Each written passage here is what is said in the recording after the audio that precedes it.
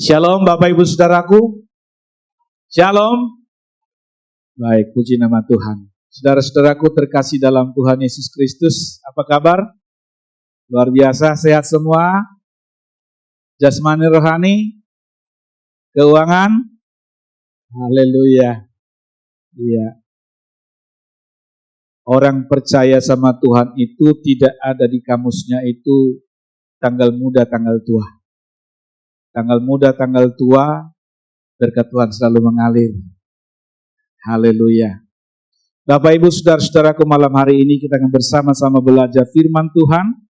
Saya mengajak kita akan membaca dari firman Tuhan yang tertulis dalam Injil Matius pasal yang ke-26 ayat 36 sampai ayat yang ke-41. Kalau bisa dibuka di ayat. Kita akan membaca Bapak Ibu secara bergantian ya. Saya akan membaca ayat yang genap, Bapak Ibu saudara-saudaraku membaca ayat yang ganjil. Matius pasal yang ke-26 ayat 36 sampai 46.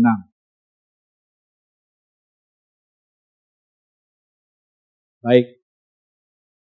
Saya bacakan, demikianlah firman Tuhan. Maka sampailah Yesus bersama-sama murid-muridnya ke suatu tempat yang bernama Getsemani. Lalu ia berkata kepada murid-muridnya, duduklah di sini sementara aku pergi ke sana untuk berdoa.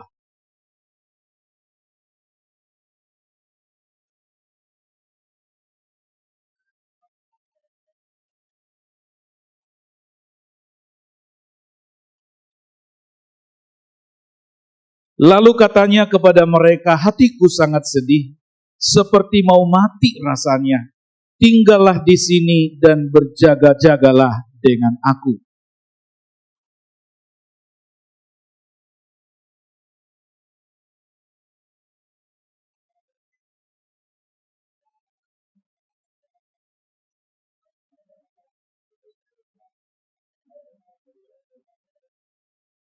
Setelah itu ia kembali kepada murid-muridnya itu dan mendapati mereka sedang tidur, dan ia berkata kepada mereka, adakah kamu sanggup berjaga-jaga 1 jam dengan aku?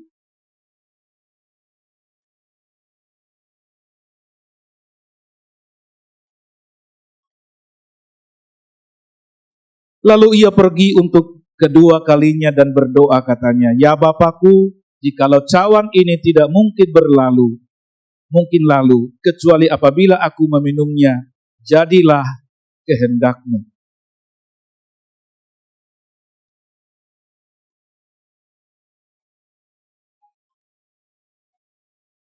Ia membiarkan mereka di situ, lalu pergi dan berdoa untuk ketiga kalinya dan mengucapkan doa yang itu juga.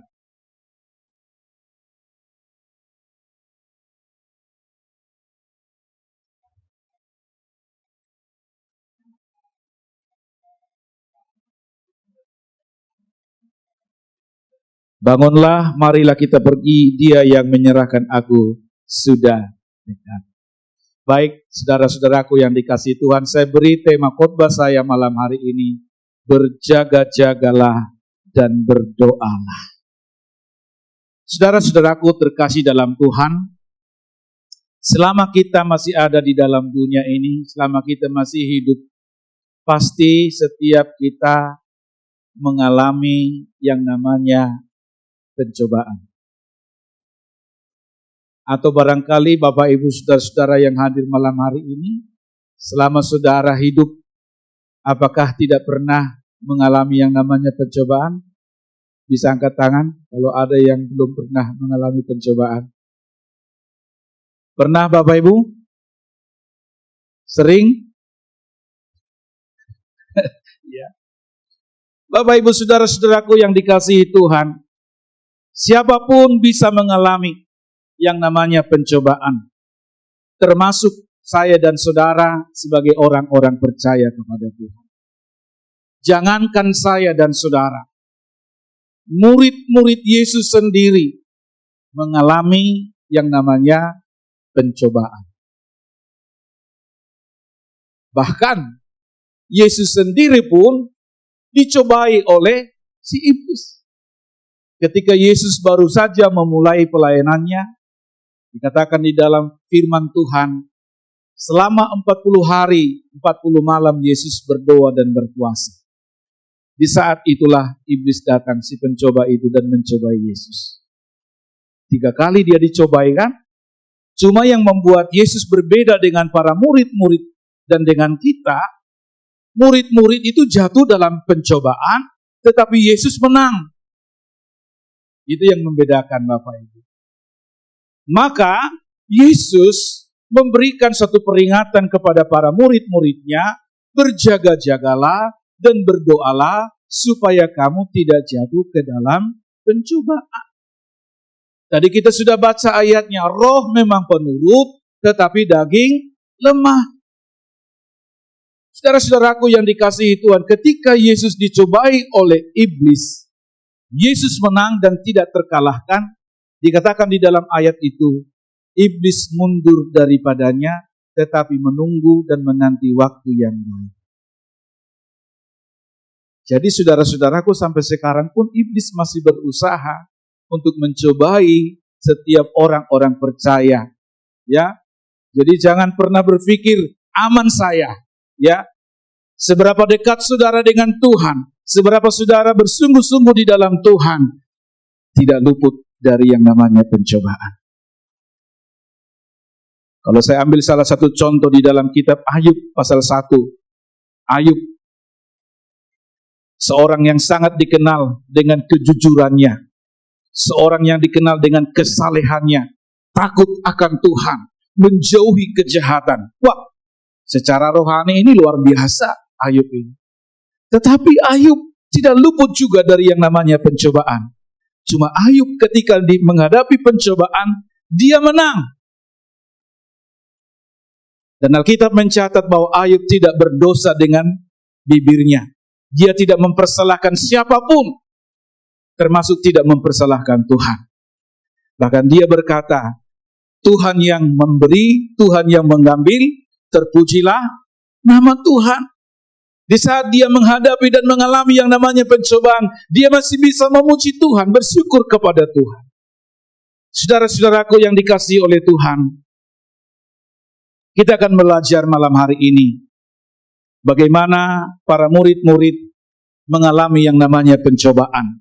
Walaupun sebelum pencobaan itu datang, Yesus sudah memberikan peringatan itu kepada mereka.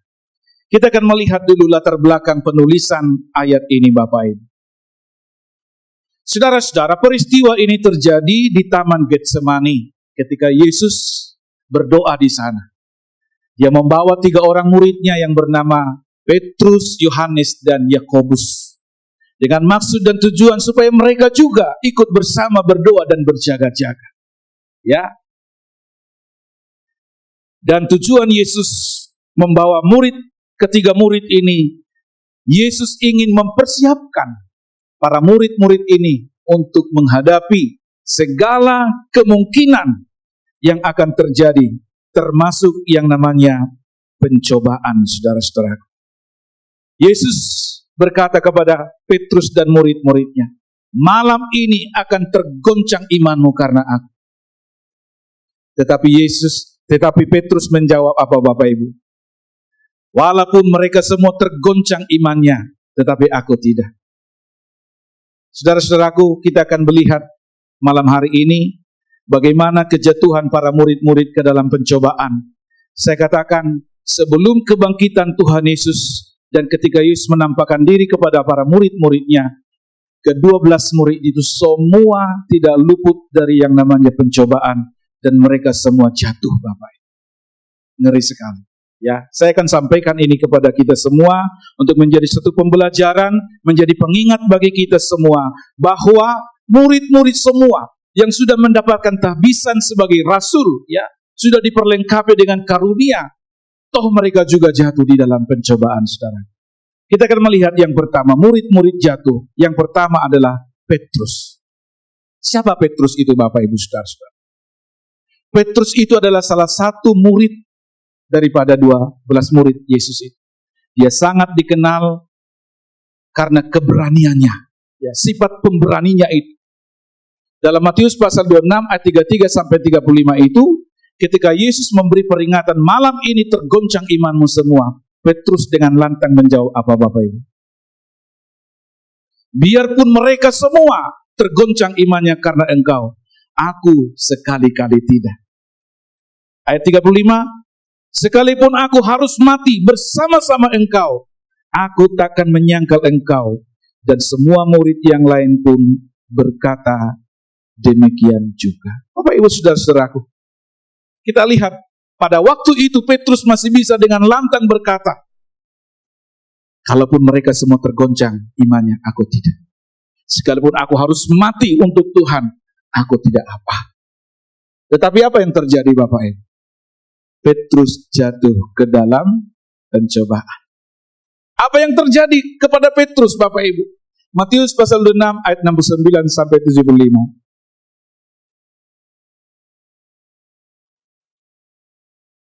Di dalam ayat ini dijelaskan bahwa Petrus sampai 3 kali menyangkal Yesus.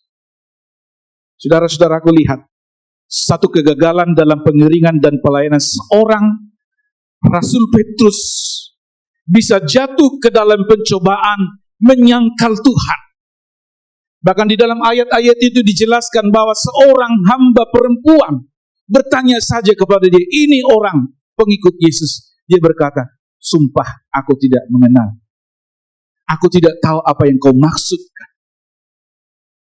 Sampai 3 kali. Bahkan yang ketiga kali seseorang bertanya kepadanya, benar, dia ini pengikut Yesus. Dengan bersumpah dan mengutuk diri dikatakan, Petrus berkata, aku sama sekali tidak mengenal dia. Saudara-saudaraku, pada saat dia 3 kali menyangkal Yesus, ayam berkokok seperti yang dikatakan Tuhan.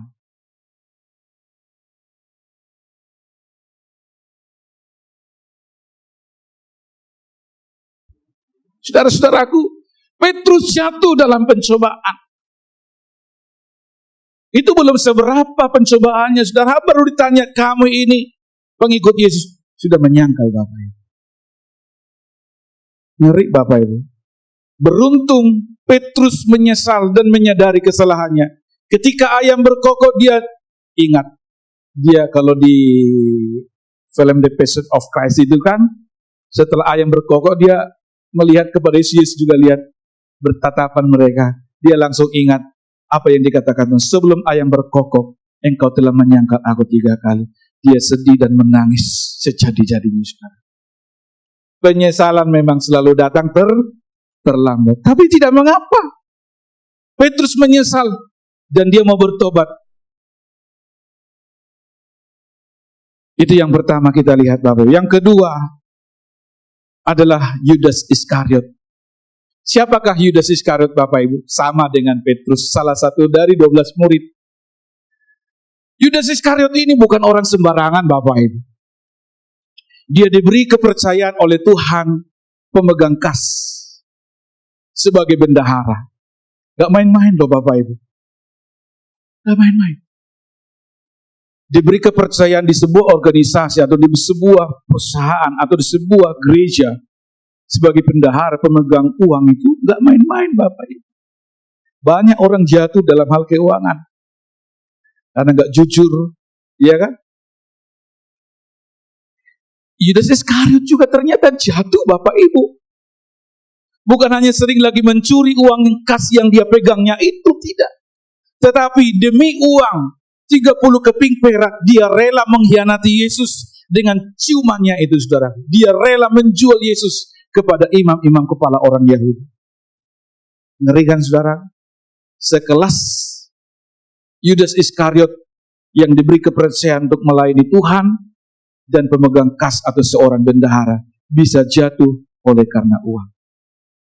Berapa banyak orang bisa jatuh Bapak Ibu di dalam pencobaan oleh karena keuangan, gak bisa dipercaya. Saudara-saudaraku, kita harus selalu waspada dan berhati-hati Bapak Ibu. Kalau Tuhan memberikan satu kepercayaan kepada kita, ingat, bahwa si pencoba itu selalu datang menggoda saudara, mau menjatuhkan saudara dan saya. Seperti yang saya katakan tadi, ya, dia mencari waktu yang tepat. Ketika kita ada kesempatan lengah sedikit, dia itu merupakan kesempatan bagi iblis untuk mencobai saudara dan saya. Bagaimana kita supaya jatuh. Bukan hanya menyangkal seperti Petrus, tetapi mengkhianati seperti Yudas Iskariot. Ngeri loh saudara-saudara. Jangan sampai ada yang seperti Yudas Iskariot. Ya saudara-saudara, jangan menjadi anak Tuhan yang akhirnya menjadi seorang pengkhianat. Apapun keberadaan kita, seberat apapun pencobaan yang kita sedang hadapi, saudara-saudaraku, jangan pernah mengkhianati Tuhan. Haleluya. Yang ketiga, saudara-saudaraku, ke-10 murid lainnya. Bukan hanya Petrus, bukan juga hanya Yudas Iskariot, tetapi ke-10 murid lainnya juga jatuh ke dalam pencobaan. Artinya itu apa Bapak Ibu? Berarti ke-12 murid Yesus itu gagal semua. Sampai kepada Yesus diserahkan kepada pasukan Romawi. Murid-murid semua gagal. Padahal Yesus sendiri yang memilih mereka itu. Dari sekian banyak orang, dipilih satu persatu. Gagal Bapak Ibu. Ketika Yesus ditangkap oleh pasukan tentara Romawi, semua murid-murid dikatakan meninggalkan dia seorang diri, dan mereka semua melarikan diri Bapak. Semua tanpa terkecuali. Padahal saudara-saudara tahu, sebelum penangkapan itu, ketika Yesus memperingatkan mereka, malam ini imanmu semua tergoncang oleh karena aku. Sebab ada tertulis, aku akan membunuh gembala dan kawanan domba itu akan tercerai-berai. Yang pertama Petrus memberi jawab, kalau mereka semua tergoncang imannya, aku tidak. Kalau aku harus mati untuk engkau, aku siap. Dan saudara perhatikan di dalam ayat-ayat yang saya tuliskan di situ, kita baca ayat 35 saja. Ternyata ke-10 murid yang lain pun berucap yang sama, berkata yang sama. Bukan hanya Petrus, tetapi ke-10 murid lainnya.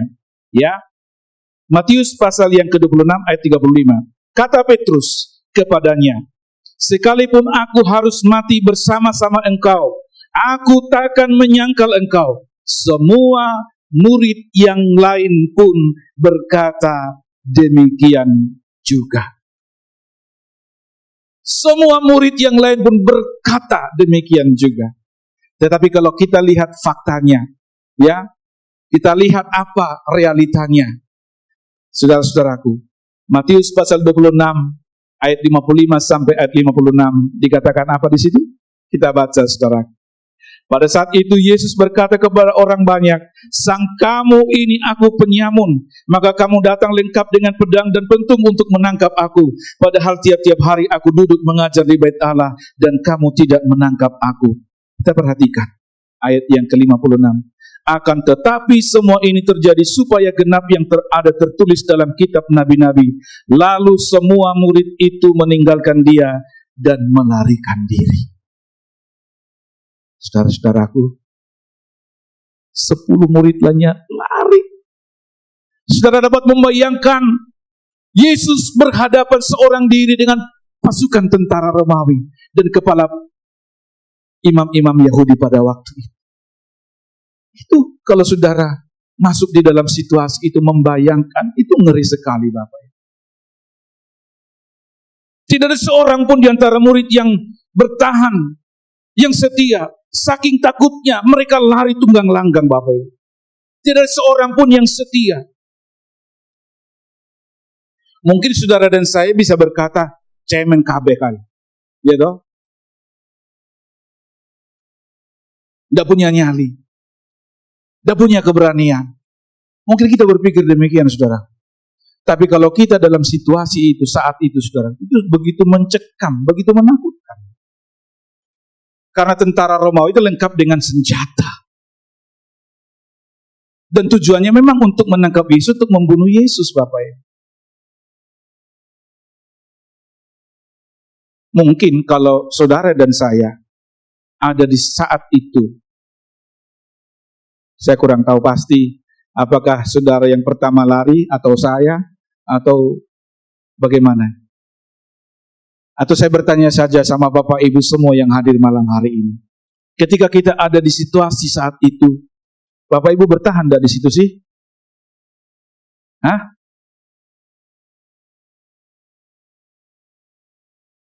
Jujurlah Bapak Ibu.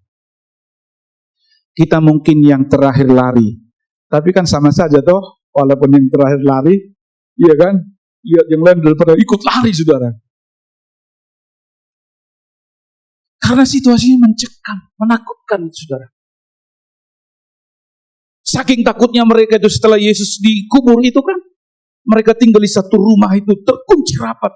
Pintu-pintu jendela dikunci rapat. Takut sekali mereka.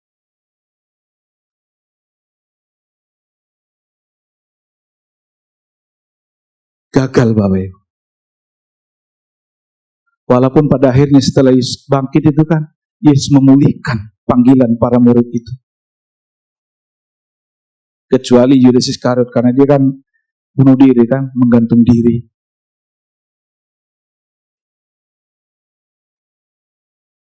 Bagaimana dengan kita Bapak Ibu? Pencobaannya mungkin berbeda dengan pencobaan yang dialami oleh para murid-murid pada waktu itu. Tetapi saya mau katakan kepada kita malam hari, apapun bentuk pencobaan yang kita alami, jangan sampai yang pertama menyangkal Tuhan. Amin. Jangan sampai mengkhianati Tuhan. Jangan sampai meninggalkan Tuhan. Ini pesan yang mau saya sampaikan malam hari ini kepada kita, saudara. Saya mendengar dengan teman-teman pendeta itu sedih juga rasanya. Hampir setiap gereja mesti ada yang hilang jemaat. Meninggalkan kepercayaan, meninggalkan imannya, meninggalkan Yesus. Oleh karena pencobaan tidak kuat Bapak Ibu. Pencobaan oleh karena pekerjaan lah, pencobaan oleh karena jodoh lah, oleh karena pacar lah, oleh karena usaha lah, macam-macam saudara.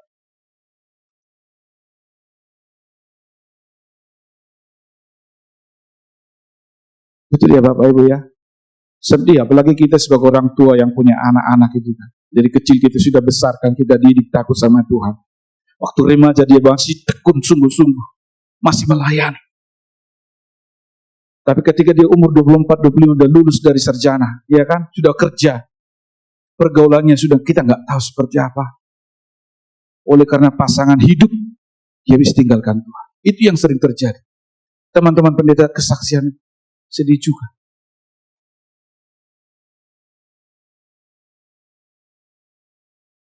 Sekian puluh tahun iring Tuhan bisa hilang oleh karena pasangan hidup.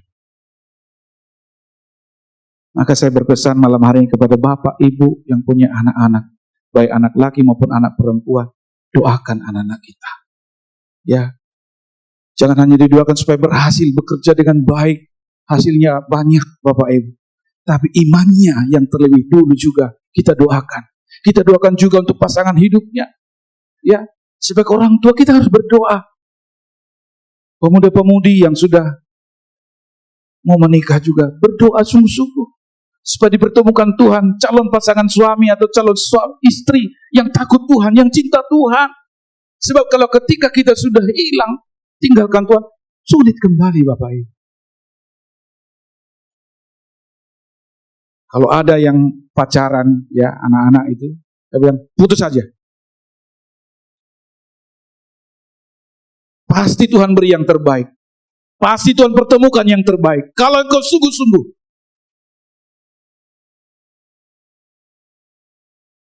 Pekerjaan pun demikian. Jangan mau oleh karena ditawarkan.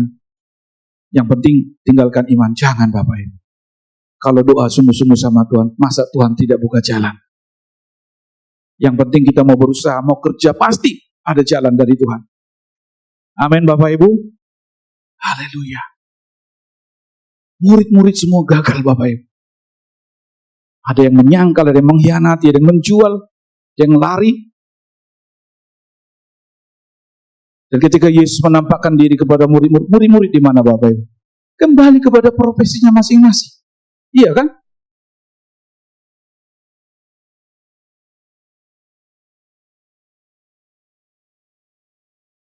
melihat dan mengalami banyak mujizat.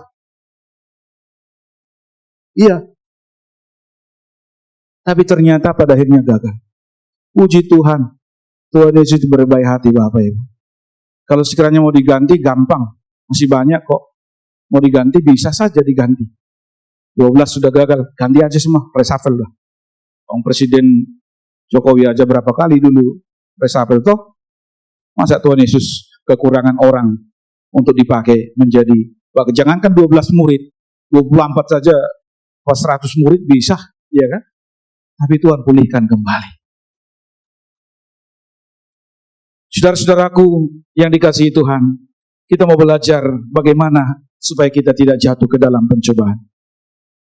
Pencobaan boleh datang Bapak Ibu, tapi bagaimana kita bertahan tidak jatuh, tetapi menang, menghadapi dan mengatasi pencobaan yang datang. Yang pertama adalah berjaga-jagalah. Itu yang Tuhan katakan.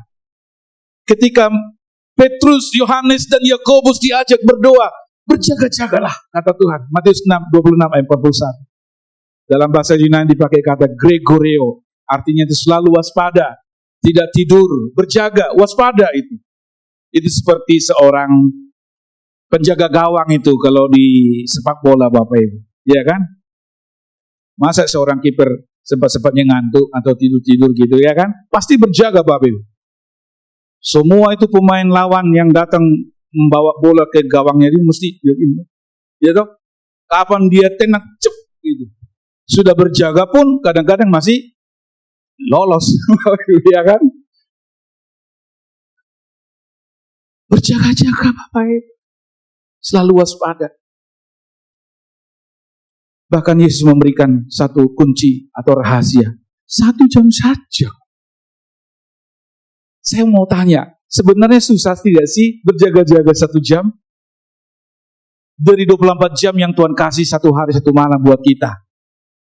Berjaga-jaga 1 jam bersama dengan Tuhan. Berat enggak Bapak Ibu? Halo? Berat? Pantas pencobaannya banyak Bu. Ya. Murid-murid itu jatuh ke dalam pencobaan karena itu tidak berjaga-jaga. Padahal sudah Tuhan peringatkan, berjaga-jagalah. Bahkan 3 kali waktu Yesus lihat murid-murid, tidak sanggupkah kamu berjaga 1 jam saja? Pak Pendeta Yusa Sipri masih ingat enggak? Waktu kita sebulan lalu, Pak Julius Tobing juga, kami ikut seminar hamba-hamba Tuhan di Purwokerto Bapak. Ada seorang pembicara dari pemimpin suatu organisasi gereja kita di Indonesia ini, dan juga dia pimpinan sekolah tinggi teologi. Dia senior ya, udah umur 75 kalau nggak salah beliau. Dia sampaikan kepada kami pada waktu itu, saudara-saudaraku, banyak orang tidak sadar kalau dirinya sombong, tinggi hati. Dia bilang begini, seorang hamba Tuhan atau seorang anak Tuhan, coba-coba berani melakukan satu aktivitas dalam sehari, tidak berjaga-jaga 1 jam. Itu kamu sombong kan? Saya setuju itu. Iya kan? Kita mengharapkan supaya tidak jatuh dalam pencobaan, tapi kita tidak mau berjaga. Padahal rahasianya di situ Tuhan kasih. Berjaga-jaga 1 jam Bapak Ibu. Itu mungkin kita bisa bagi itu 1 jam itu. Pagi mungkin setengah jam, malam setengah jam. Kan gitu kan? 1 jam. Bukan lamanya itu berjaga-jaga Bapak Ibu, tapi kualitasnya itu. Ketika ada kita sedikit lengah, itu kesempatan bagi iblis. Itu ruang bagi iblis Bapak Ibu. Jangan saudara pikir itu majelis aku ini, setia aku pelayanan. Justru engkau majelis, kau setia itu yang dikejar. Semakin kita giat, semakin kita sungguh-sungguh, dia datang terus itu. Kapan ini si Amos ini? Datang dia saudara. Jangan saudara pikir kalau pendeta gitu, tidak datang pencobaan. Datang pencobaan. Pencobaan pendeta itu kata hamba Tuhan itu 3 T, 3 tahta, harta, wanita. Tidak jatuh dalam pencobaan di tahta, dicobai lagi tentang harta. Lolos lagi, dicobai wanita. Di sini yang banyak jatuh. Ya kan? Banyak sekali. Mau pendeta, mau jemaat, kalau sekarang itu sudah kita dengar di sana, di sini, di sana, di sini. Hampir tiap hari yang jatuh. Ya kan? Kalau sudah berkelimangan harta, biasanya jatuhnya di situ, di wanita. Kalau yang laki-laki. Sebaliknya juga demikian. Jadi bukan hanya laki yang jatuh, perempuan juga jatuh. Tidak melihatnya itu usianya sudah tua atau muda. Tua muda. Jangan aku pikir aku udah 70 tahun tidak jatuh. Kuat aku katanya.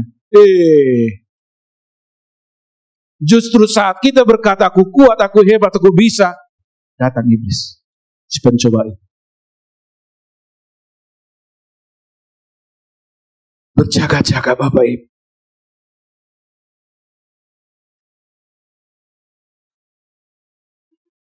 Tuhan berkata demikian, tidak sanggupkah engkau berjaga 1 jam saja? Pasti Tuhan melihat bahwa kita mampu melakukan Bapak Ibu. Pasti mampu. Dan saudara tahu, keuntungan besar akan kita alami ketika kita dapat berjaga-jaga 1 jam saja untuk kehidupan kita sepanjang hari. Tuhan berjanji akan memproteksi hidup kita, melindungi kita, menjaga kita, memelihara kita, saudara.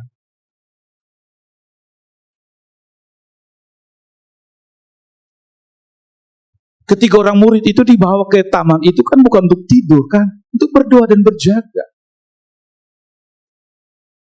Ketika Yesus berdoa yang pertama kali dia kembali, dia lihat bukan cuma lagi ngantuk-ngantuk, udah tidur memang kok.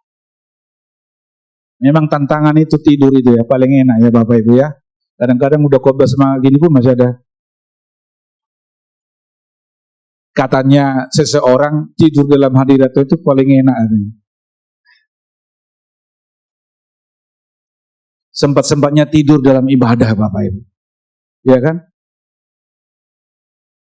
Petrus tidur. Yakobus tidur.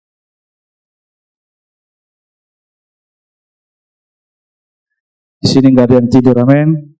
Semua berjaga-jaga, haleluya. Saudara-saudaraku, ketika kita tidak berjaga-jaga, kita sedang diincar oleh sang iblis pencoba itu. Ya. Ketika kita tidak berjaga-jaga 1 jam saja, kita bisa mendapatkan pencobaan dan kita berpotensi untuk jatuh Bapak Ibu. Itu sebabnya Tuhan berkata, berjaga-jagalah, waspadalah. Ya. Masih ingat Bapak Ibu yang pernah dulu nonton sinetron di Indosiar, apa dia tadi? RCTI itu ya, Bang Nafi itu kan, waspadalah, waspadalah gitu ya. Oleh muda-muda mungkin sudah nggak tahu, nggak pernah lihat TV lagi kan. Yang kedua, saudara-saudaraku, supaya kita tidak jatuh, rahasianya apa? Tuhan katakan apa? Matius 26 ayat 41, berdoalah. Berjaga-jagalah dan berdoalah supaya kamu jangan jatuh ke dalam pencobaan.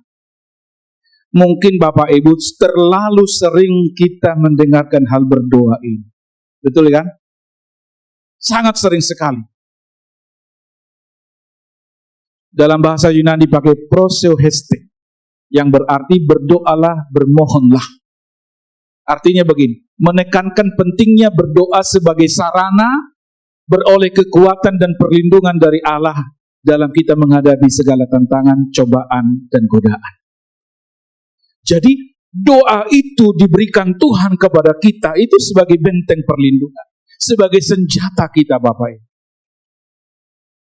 Kalau mungkin saya tanya satu persatu di antara Bapak Ibu yang hadir malam hari ini, pasti punya kesaksian, punya pengalaman bagaimana Tuhan menolong dan memberkati kita bisa keluar dari segala masalah, dari pergumulan kita, itu terselesaikan karena berdoa. Saya terlalu banyak mendengar kesaksian dari hamba Tuhan, dari jemaat-jemaat ketika dia menghadapi satu pencobaan, menghadapi masalah, baik masalah sakitkah, masalah ekonomi, masalah keluarga, masalah pekerjaan. Ketika mereka berdoa sungguh-sungguh sama Tuhan, bisa diselesaikan Bapak Ibu. Tidak ada sesuatu yang tidak mungkin ketika kita melibatkan lutut kita berdoa, berseru kepada Tuhan. Karena Tuhan yang mengajarkan demikian. Iya kan saudaraku? Tuhan yang mengajarkan, berdoalah. Tuhan sudah berikan senjata kepada kita untuk mengalahkan tipu muslihat iblis itu, si pencoba itu, saudara-saudara.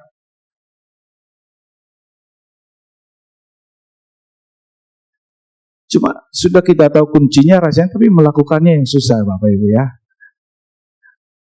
Ini loh Bapak Ibu. Sudah dikasih Tuhan itu kuncinya. Doa.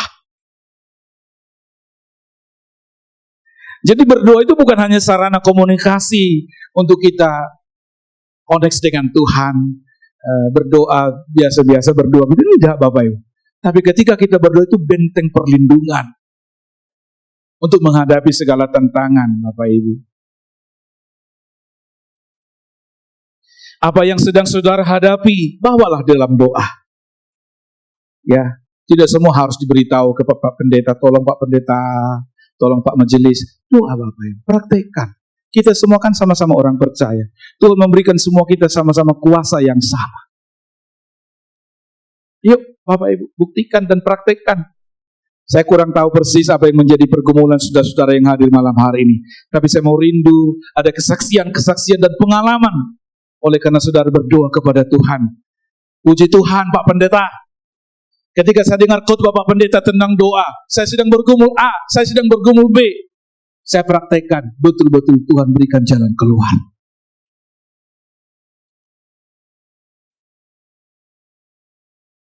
Saudara percaya tidak bahwa kuasa doa itu ada? Percaya? Kan firman Tuhan mengajarkan demikian. Doa orang benar, jika dengan yakin didoakan, sangat besar kuasanya. Saya dulu waktu masih pengerja gitu ya, setiap ada masalah gitu, ya sharing-sharing sama Pak Pendeta, mesti bilang doa. Kadang-kadang jengkel juga, dikit-dikit doa maning.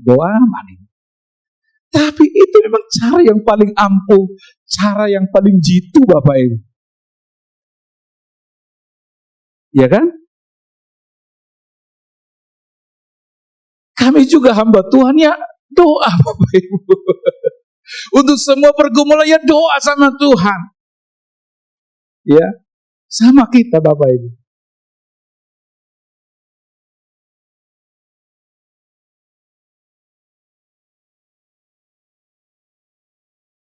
Yang bergumul untuk sakit, ya mungkin tubuhnya, fisiknya kurang sehat, berdoa Bapak Ibu, percaya tangan Tuhan yang berlubang paku, yang penuh kuasa yang tetap sama. Amin.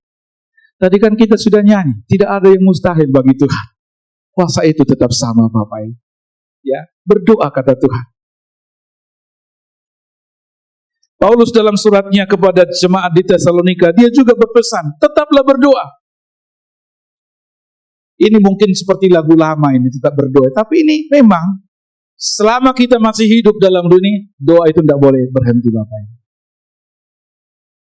Jadi jangan sampai berani-berani memulai hari-hari kita tanpa kita berdoa Bapak Ibu.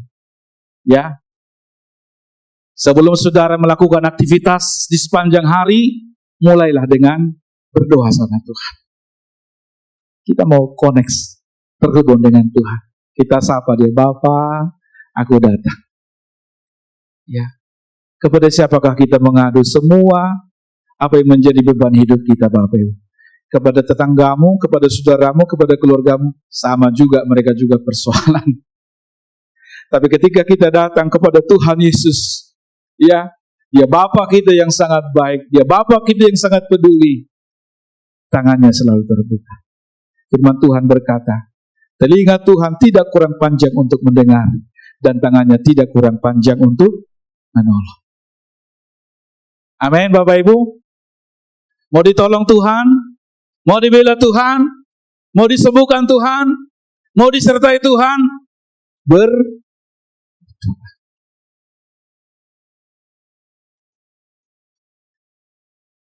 Yang ketiga saudaraku, kita sudah mau di penghujung. Jangan merasa diri kuat.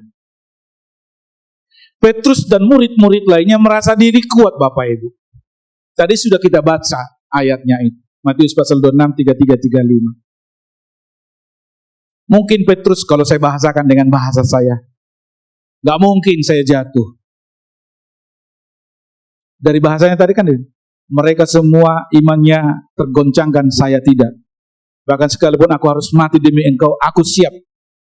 Tapi nyatanya baru ditanya, Kamu itu pengikut Yesus, udah langsung menyangkal Bapak Ibu dengan bersumpah, swear, aku tidak kenal dia. Bayangkan saudara.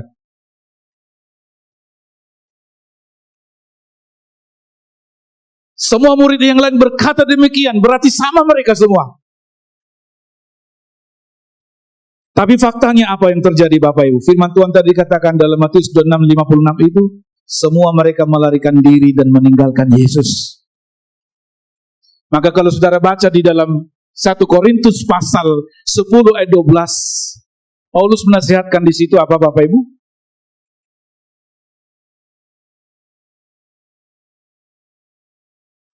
Sebab itu siapa yang menyangka bahwa ia teguh berdiri, hati-hatilah supaya ia jangan jatuh.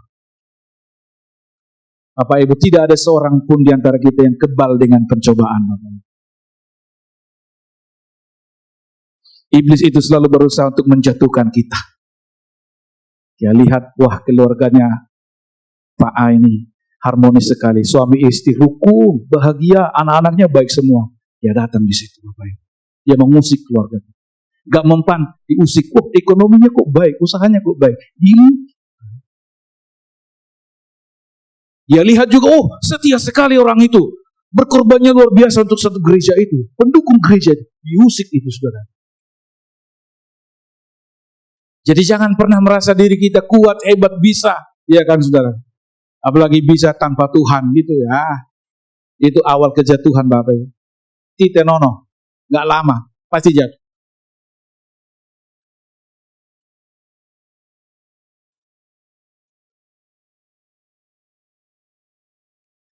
Hati-hati ya kata Paulus.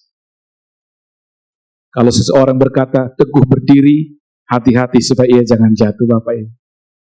Iblis selalu mengintai orang-orang percaya. Ya. Kalau sudah jatuh itu udah apa dia? Udah temannya dia. Udah sahabatnya dia. Tapi saudara masih tegak berdiri sampai hari ini, saudara sedang diincar. Pencobaan itu bisa datang kapan saja, kepada siapa saja. Tidak peduli dia mau pendeta besar, mau pendeta kecil. Ya. Saudara nanti pulang dari sini saja, sudah ada pencobaan. Bisa jadi terjadi Bapak Ibu. Tapi pencobaan bisa datang. Tetapi kita harus menang seperti Yesus menang. Amin. Firman Tuhan dan Roh Kudus menjadi kekuatan kita, saudara. Ya. Saudara-saudaraku, kalau sekelas murid-murid bisa jatuh ke dalam pencobaan, siapakah kita Bapak Ibu? Maka saya berpesan lewat firman Tuhan, hati-hatilah, waspadalah, supaya kita tidak tersandung, supaya kita tidak sampai jatuh Bapak Ibu. Kita masuk dalam kesimpulan Bapak Ibu. Pencobaan bisa datang kapan saja, kepada siapa saja. Tetapi yang terlebih penting adalah bagaimana kita seperti firman Tuhan mengajarkan, berjaga-jagalah dan berdoalah. Jangan menganggap diri kita kuat, tapi hati-hati supaya kita tidak jatuh. Ya, pencobaan bisa datang menguji iman kita, menguji kesetiaan kita, menguji ketaatan kita. Tetapi kita harus lihat pada Yesus yang menang atas segala pencobaan itu Bapak Ibu. Ya. Ketika kita waspada dan selalu berdoa, itu menjadi benteng perlindungan yang membuat kita kuat dan menang mengatasi semua tantangan dan badai hidup. Terakhir, aplikasi.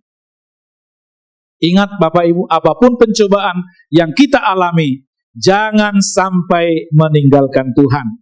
Jangan sampai mengkhianati Tuhan. Jangan sampai lari daripada Tuhan. Itu pesan saya. Berjaga dan berdoa 1 jam saja. Bila perlu ditambah dari 1 jam menjadi 1,5, jadi 2 jam. Ya. Niscaya kita kuat dan menang atas segala pencobaan. Tuhan Yesus memberkati kita semua. Kita masuk dalam perjamuan Tuhan.